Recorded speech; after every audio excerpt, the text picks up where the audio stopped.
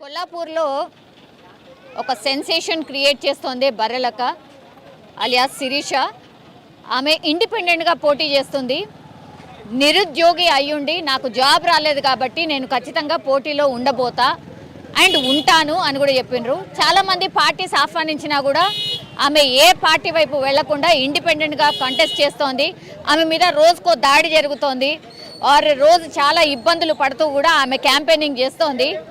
ఒక తమ్మి మాట్లాడుతూ అంటుండు, మరి ఏం చెప్తాడో ఒకసారి చూద్దాం. తమ్మి, బర్రెలక్క మీ ఏజ్కి సంబంధించిన ఆమె, మీకోసం కొట్లాడుతున్న ఆమె, ఏమనిపిస్తుంది అంటే గెలుపా లేదా తర్వాత సంగతి? ఆమె పోరాటం ఎట్లుంది?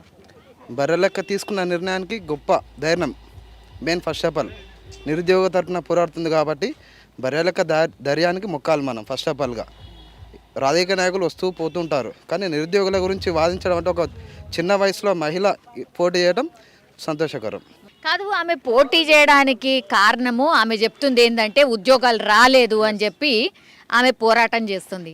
ఆమెకు సపోర్ట్ ఎట్లుంది అంటే, మీరు వార్తలు రకరకాలు చూస్తారు కదా, సపోర్ట్ ఎట్లుంది అనిపిస్తుంది? నిరుద్యోగ తరపున సపోర్ట్ ఎక్కువ ఉంది ఆమెకి.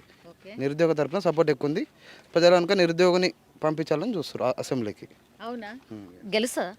ఇంకా అది మనం ఏం చెప్పలేము, ప్రజల మధ్యలో ఆధారపడి ఉంటుంది. అన్ని పార్టీలు ఉన్నాయి, కాంగ్రెస్ ఉంది, బీఆర్ఎస్ ఉంది, బీజేపీ ఉంది, తర్వాత ఈమె కనిపిస్తుంది. అది ఎవరి ప్రయత్నం వాళ్ళది. అది ఇక మనం ఏం చెప్పలేము, ప్రజల మీద ఉంటుంది.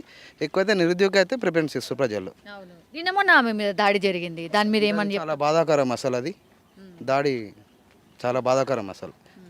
ఓరవలేనితనం అది. అంతేనా? ఎస్. మరి ఆమె మీద కేసు కూడా పెట్టారు కదా ఒక వీడియో చేసినందుకు, ఏమనిపించింది అట్లా కేసు పెడితే? కేసు అంటే ఇంకా ఈ మూమెంట్లో కామన్ అవి కామన్. ఇంకా అలాంటి ఇంకా జరుగుతూ వస్తూ పోతుంటాయి కేసులు అనేది. అవి కామనే కదా ఎలక్షన్ టైంలో. రోజుకొకరు సపోర్ట్ చేస్తున్నారు, చూస్తుర్రా? అడ్వకేట్లు చేస్తున్నారు, వివిధ ప్రాంతాల నుంచి చేస్తున్నారు. అది చూసినప్పుడు విన్నప్పుడు ఏమనిపించింది? ఆమెను స్ఫూర్తిగా తీసుకోవాలనిపిస్తుంది. చిన్న వయసులో బర్రెలక్క గ్రేట్. కలిసినవా లేకపోతే కలవబోతున్నావా? సపోర్ట్ ఎవరన్నా ఉన్నారా? లేదు, నేను సోషల్ మీడియాలో చూశాను, ఆమె వీడియోలు చూశాను.